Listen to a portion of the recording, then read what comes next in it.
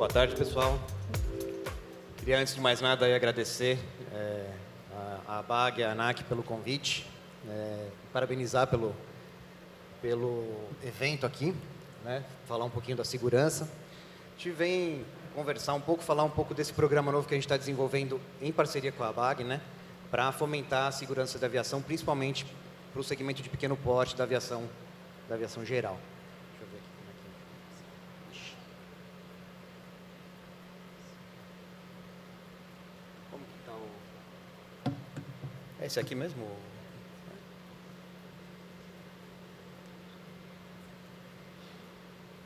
está passando aqui. Agora sim. Bom, começar falando um pouquinho do que é o IBAC, né? Muita gente não conhece a gente.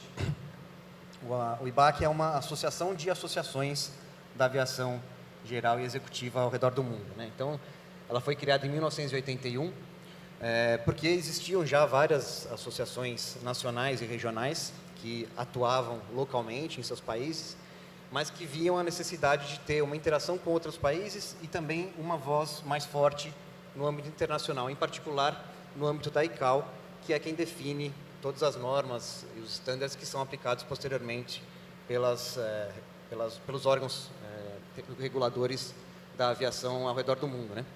Só que a ICAO ela só aceita a participação de associações internacionais em seu quadro, né? Então, todos os estados signatários da ICAO fazem parte e algumas associações internacionais também fazem parte das discussões a respeito dos estándares. Então, nesse sentido, 5 associações nacionais, naquela época, em 1981, se uniram e decidiram criar o IBAC, que é o International Business Aviation Council, né? Então, o Conselho Internacional da Aviação Executiva, com o objetivo de representar a aviação executiva na ICAO. E a gente vem tendo essa atuação desde então. É uma ONG, né? Uma organização não governamental, sem fins lucrativos, e que tem a missão de incrementar o nível de segurança, de aceitação e de contribuição econômica da aviação executiva no âmbito global. Hoje a gente tem 14 associações membros ao redor do mundo, a ABAG sendo uma delas, né? Mas a gente cobre todo o escopo do globo, né? De associações da África, dos Estados Unidos, da Ásia, do Brasil e assim por diante. E são essas associações que determinam e orientam para onde que a IBAC tem que caminhar, quais são os temas mais relevantes que a gente tem que atuar e como que a gente vai se colocar ao redor do mundo. Tá? Então, a gente tem duas principais formas de atuação. Uma delas é advogar pela aviação executiva no âmbito da ICAO, mas também no âmbito de outras associações nacionais, regionais e também junto às autoridades nos diversos países ao redor do mundo. Então, a gente tem contato com diversas das autoridades ao redor do mundo. E a gente tem uma série de iniciativas no sentido de promover a segurança e a excelência operacional. O ISBAL e o ISBA sendo os mais conhecidos deles, né? Então, muita gente conhece o ISBAL, mas não conhece o IBAC em si. E a gente tem outras iniciativas também, que é interessante se vocês conhecerem. O CORE, a gente vai falar mais para o final, é justamente o programa que a gente está lançando. Mas a gente tem diversas iniciativas de guidance e de treinamento também, muitas delas gratuitas e disponíveis para a comunidade como um todo, né? Então, a gente tem o e-learning de SMS, que a gente desenvolveu em parceria com a Flight Safety International. Esse tem um custo, logicamente. Mas a gente tem outras iniciativas, como Safety Net, Roundtables, reuniões do PS3, dos operadores mais maduros no ISBAL, que são gravadas em webinários, formato de webinário, e ficam disponíveis no nosso website para qualquer um consultar e assistir o webinário a qualquer momento, sobre uma grande gama de temas aí relacionados à segurança. Mais recentemente, a gente também desenvolveu um curso específico de Security para a aviação executiva, em parceria com uma empresa que fica localizada na Dinamarca, que é especializada nesse tipo de serviço. E a gente colocou aqui os links, né? Quem tiver interesse, entrem lá. Tem uma grande gama aí de informações para apoiar vocês em termos de segurança na operação. Uma pergunta que a gente recebe com frequência, né, como a gente está atuando em âmbito global e muitas vezes distante da operação propriamente dita, é o que vocês fizeram recentemente, né? Então, a gente coloca aqui alguns exemplos, né? A gente participa de diversos processos com a ICAO, né? A gente tem voz durante o processo de criação e de revisão de todos os ARPs da ICAO. A gente participa de todas essas discussões por meio de voluntários que são selecionados pelo IBAC a partir das associações membro, para participar dos diversos painéis. Aqui eu listei alguns, né? Então a gente vai participar agora da 42ª Assembleia, em setembro, que vai direcionar para onde que a ICAO vai caminhar nos próximos 3 anos. Mas a gente participa de working groups da Comissão de Navegação Aérea, de Comissão de Meio Ambiente, temos trabalhado no working group de ARPAS também, de drones, né, de evolução dos drones.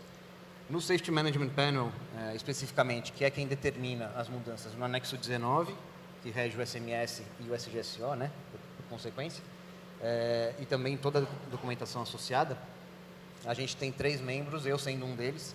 Então, a gente tem hoje o Vice Chair, o Stefan de Wolf, que é meu colega baseado em Bruxelas, e eu e o Andrew participamos também das discussões todas de mudanças no anexo 19, como que o SMS tem se mostrado na prática ao redor do mundo e quais as mudanças a gente precisa fazer para que ele se torne mais efetivo a cada dia, né? E agora tem um outro grupo de estudo também relacionado ao que eles chamam de Integrated Risk Management, que busca integrar a gestão de risco de segurança operacional, de security, de segurança do trabalho e uma série de outras frentes que apresentam risco para a segurança também. Então, alguns exemplos de tópicos que a gente tem discutido ao longo dos últimos anos, é uma lista muito grande. Mais recentemente, a gente tem tido muitas discussões relacionadas à cybersecurity, que é uma preocupação cada vez mais forte na indústria, né? As questões de interferência no sinal do GPS em diversas regiões do mundo, que também é um tema crítico em determinadas regiões. E um grupo nacional que eu coloquei aqui em particular, é um working group que está sendo formado agora, que a gente foi convidado para participar, que é a discussão sobre a possível transição da navegação aérea toda do norte magnético para o norte verdadeiro.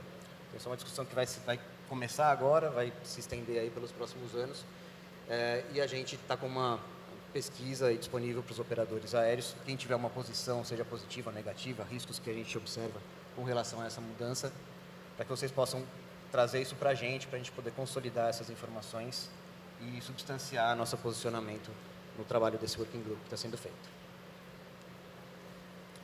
Além desse trabalho com a ICAO, a gente tem outras iniciativas que a gente toma em relação a riscos pontuais, né? Então, por exemplo, a gente tem um trabalho que a gente desenvolveu com o Ops Group recentemente, focado no GPS spoofing, buscando entender quais as condições em que eles ocorrem, como responder, como prevenir esse tipo de situação. É um relatório que está disponível gratuitamente também na internet, tem o link aí disponível para quem tiver interesse. A gente participou também recentemente do Plano de Ação Global para Prevenção de Incursões de Pista, que é também um dos riscos mais relevantes do ponto de vista da ICAO. Foi um grupo de trabalho liderado pelo Eurocontrol na Europa, que gerou também um relatório que também está disponível publicamente para quem quiser, trazendo aí riscos, atividades de prevenção, recomendações operacionais para minimizar esse tipo de situação. A gente tem uma parceria com a EASA, com o grupo da EASA que cuida do programa de inspeção de rampa, que é um grupo que trata da inspeção de rampa nos países da Europa, mas também em outros diversos países, inclusive a própria ANAC é signatária desse programa e deve começar a fazer esse tipo de inspeção em breve.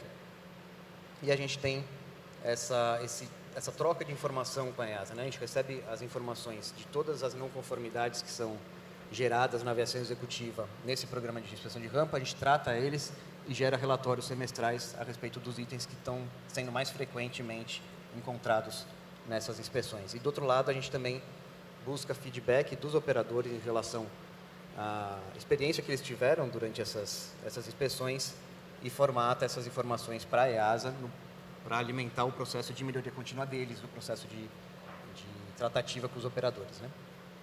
E, finalmente, aqui a gente tem uma outra iniciativa recente do Skybrary, que é um site que tem muita informação sobre aviação em geral, né, em segurança em particular, que chama Sky Clips, que também são clips relacionados a tópicos pontuais de segurança de voo, clipes curtos, coisas de 2 minutos de vídeo, que vai tratar de diversos assuntos, também gratuitamente disponível aí na internet. Então, alguns tópicos aí só para vocês verem um pouco do que a gente atua em termos de promover a segurança no âmbito global, né? A gente tem muito contato com as autoridades de aviação, às vezes diretamente, a IBAC mesmo, às vezes via nossas associações membros, e também participamos de todas as reuniões regionais dos diretores gerais das autoridades que acontecem em diversas regiões do mundo.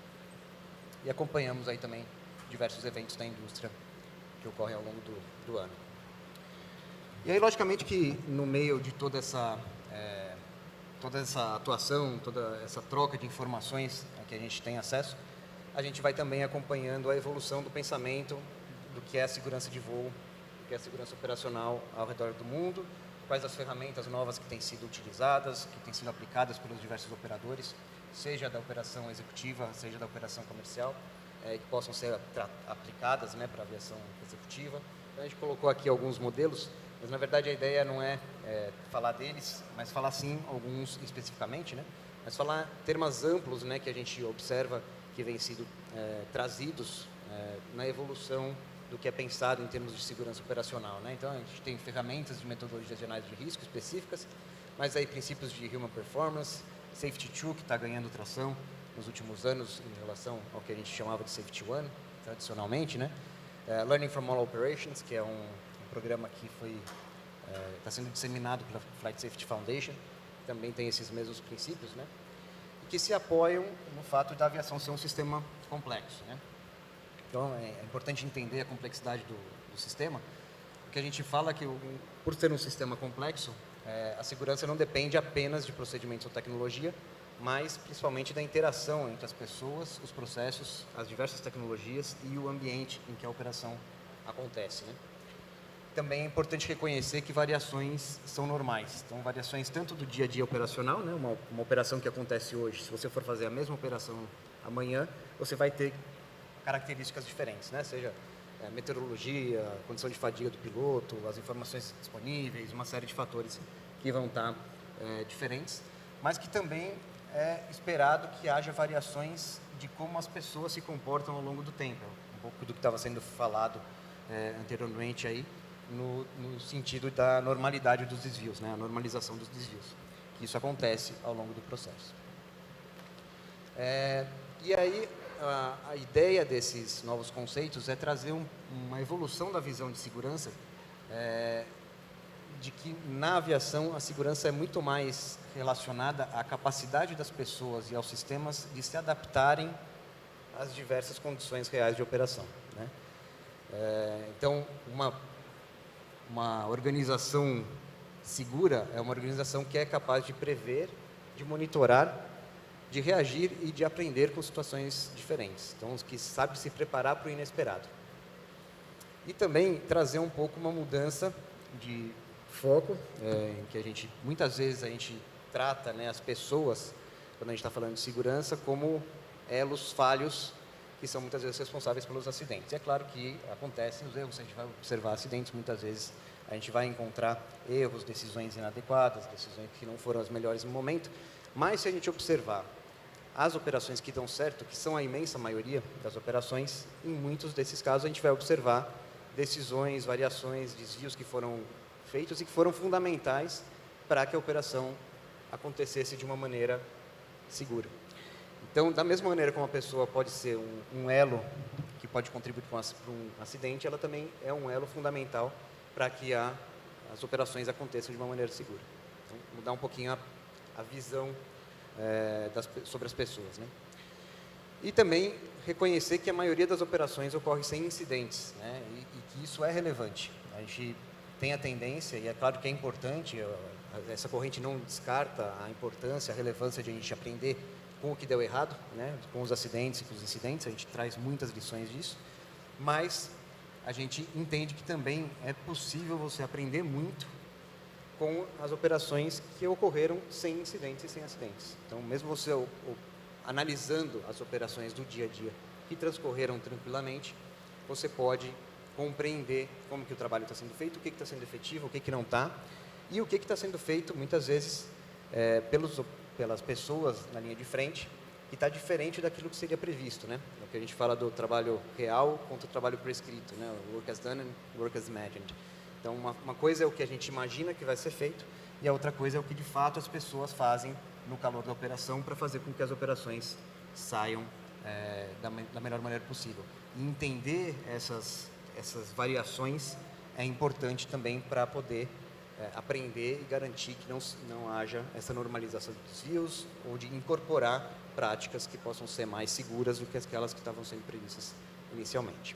Então, esses são alguns, assim, resumindo muito sucintamente, muitas correntes de pensamento na segurança e pesquisas que vêm sendo trabalhadas ao longo dos anos, são que a gente tem incorporado e tem buscado incorporar, tanto na nossa atuação com a ICAO, quando a gente trabalha com relação ao anexo 19, mas também na incorporação no SBAL e nesses novos programas que a gente tem trazido.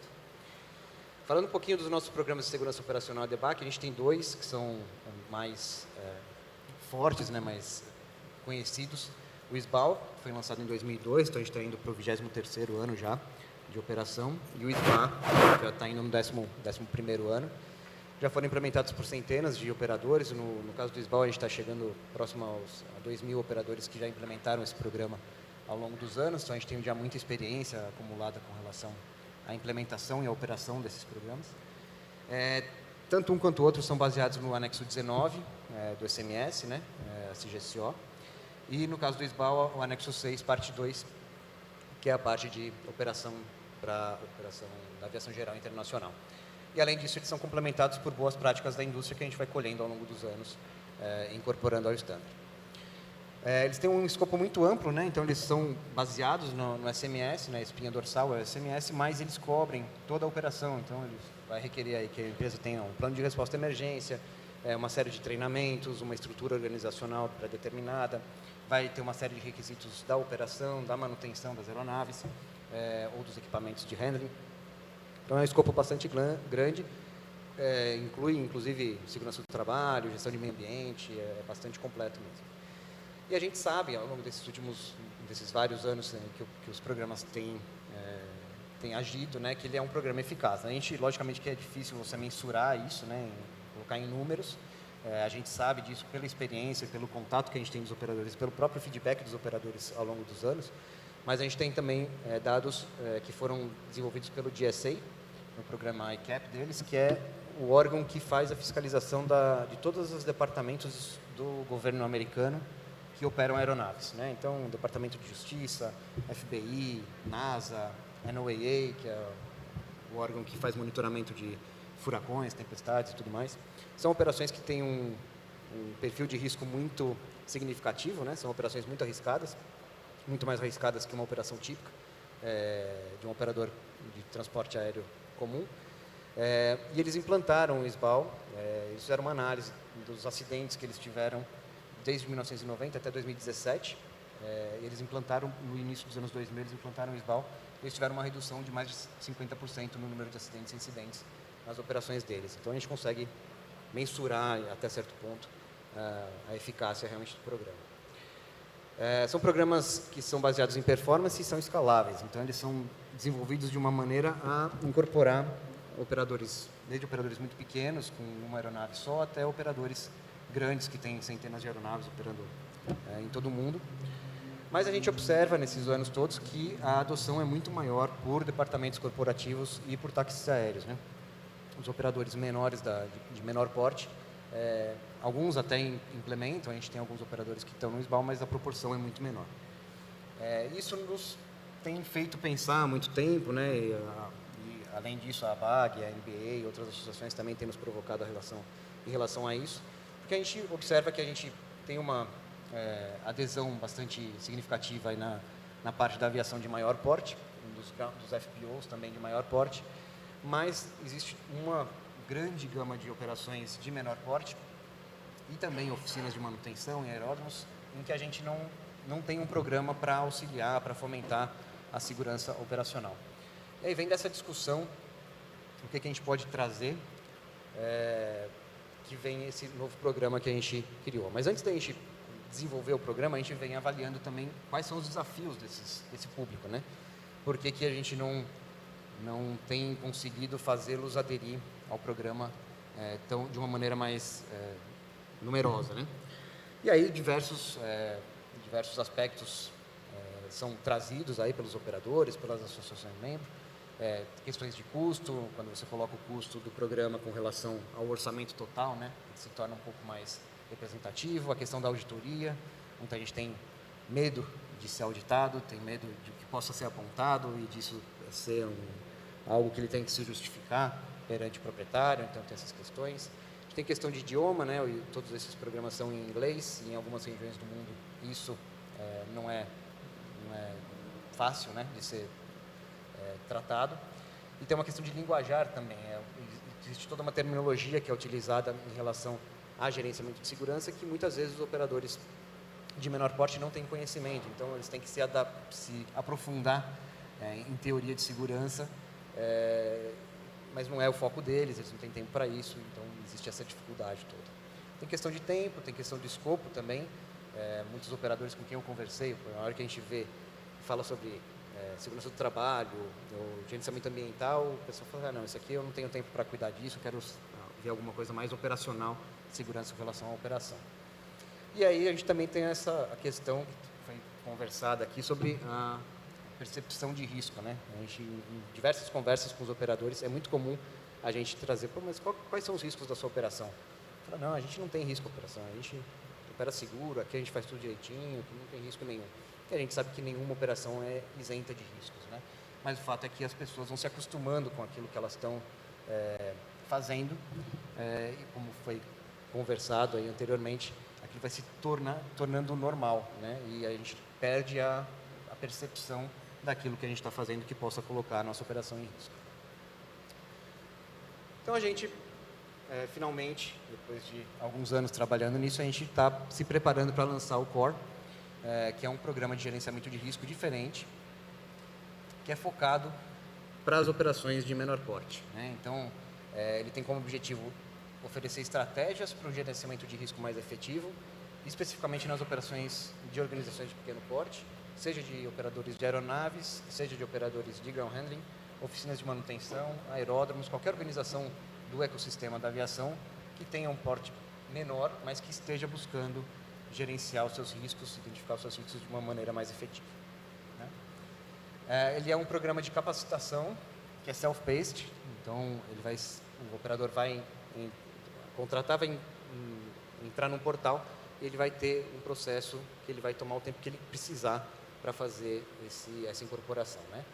E esse processo inclui ferramentas práticas que incorporam alguns conceitos modernos do Safety Science, né, que eu falei muito brevemente, do SMS também, sem auditoria. Então, ele é realmente um programa voltado para capacitação e para estruturação, né, do gerenciamento de risco do operador. Ele está sendo desenvolvido em inglês, naturalmente, né, que é a língua oficial da IBAC, mas em parceria com a BAG, a gente vai ter a versão dela em português. A gente coloca aqui sem word salad, que na verdade é o termo que a gente usa para dizer a terminologia simples, né, terminologia do dia a dia da operação, sem trazer conceitos que sejam alheios aí ao que o pessoal está acostumado na operação das aeronaves. Com um custo mais acessível e focado na capacidade de gestão de riscos por meio de ajustes pontuais na dinâmica de trabalho e aproveitando as rotinas já existentes. Então, a ideia não é trazer um novo framework, não é, vamos mudar toda a estrutura da empresa, mas assim, identificar o que já existe na empresa, quais as práticas que já são feitas, o que pode ser melhorado, o que é utilizado mundo afora, né, e trazer esses elementos pontualmente para ajudar a incrementar o nível de gestão de risco da organização. A gente vê isso como uma jornada, né? A gente referencia aí o primeiro Timeless Principle of Leadership, que foi documentado aí pelo Exército Americano em 1948, mas continua muito em voga, né? Muito relevante, que é conheça-te a si mesmo e busque a melhoria, né? Então, a ideia é fazer com que essa jornada seja uma sequência de autoavaliações da equipe, né? Então, a gente espera que a equipe participe como um todo, avaliando uma série de aspectos, como que a empresa se encontra atualmente, depois passe por um processo de treinamento, de atividades, das ferramentas que a gente vai disponibilizar para o operador, para desenvolver as capacidades da organização no gerenciamento dos riscos, tá? E a ideia é que a empresa, pouco a pouco, incremente a sua capacidade de responder a riscos, monitorar os riscos, aprender a partir dos riscos e antecipar os riscos, né, nas suas operações. Vão ser 8 módulos, 7 deles que são os requeridos, por assim dizer. Então, a gente vai passar por um processo de preparação, né, identificação dos papéis, da estrutura na empresa, os princípios do core, a identificação e a priorização dos riscos, que é uma parte mais estratégica dos riscos, você parar e olhar para a sua operação e verificar quais são os riscos mais comuns que você tem no dia a dia. E aí, os processos de gerenciamento de risco no dia a dia, né, o que a gente chama de um gerenciamento de risco tático.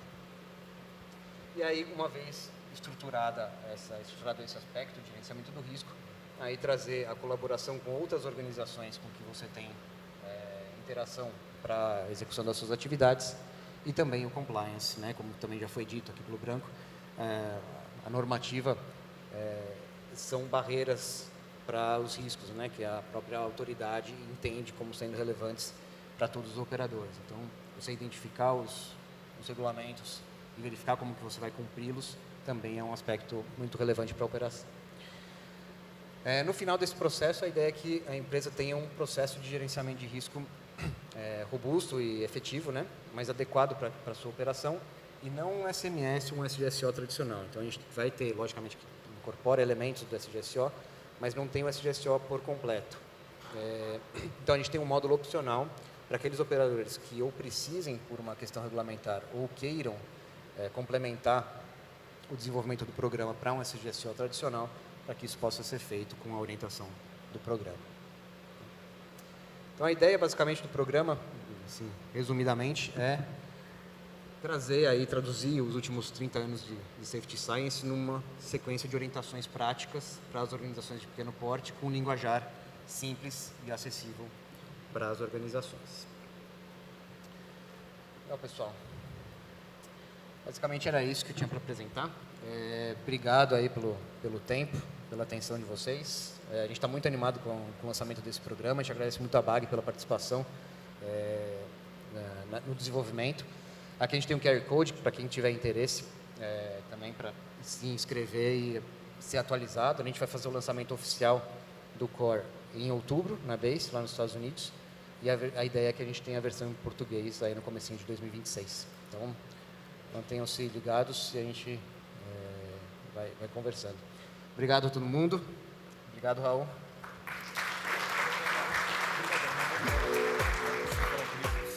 Tá.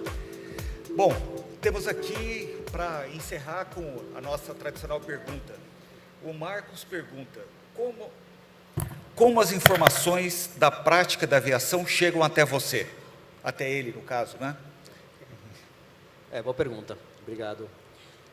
A gente tem contato direto com os nossos operadores, né? Então, essa é uma das formas com que a gente recebe informações, né? Tanto por meio das auditorias, quanto por contato direto mesmo com os operadores, por ligações. Então, a gente entra em contato com eles, a gente reconhece eles nas feiras de aviação. Então, por meio de todos esses eventos que a gente participa, a gente está sempre trocando informações e trocando experiências ao redor do mundo, né?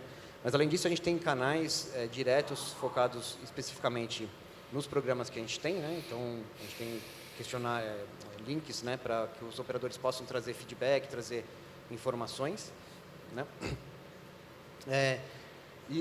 Além disso, a gente também se apoia muito nas associações membros, né, para trazerem as informações do que está acontecendo nas diversas regiões do mundo. Então, a gente tem reuniões do Governing Board, do POC, que são 2 boards do grupo da IBAC, que direcionam a IBAC, em que todas as associações membros participam e trazem aí as dores, né, e as dificuldades dos operadores. Então, é importante sempre a participação dos operadores nas suas associações, trazer informação para eles, manter eles informados do que está acontecendo, né? E essa informação também chega para a gente por meio desses canais. Então, é uma gama de canais aí que traz essas informações. Bom, e sendo prático, entre em contato com a gente lá na BAG, a gente está lá para atender vocês. Nós somos a Associação Brasileira da Aviação Geral. A gente existe para atender a aviação geral. Então, a gente está à disposição de todos vocês que são da aviação geral. Bom, Daniel, Muito obrigado, cara. Sempre um prazer ter você aqui com a gente. O IBAC, por sinal, tem um stand aqui na feira, né? E o Daniel vai estar aí todos os dias. Quem quiser conversar com ele, ele está à disposição.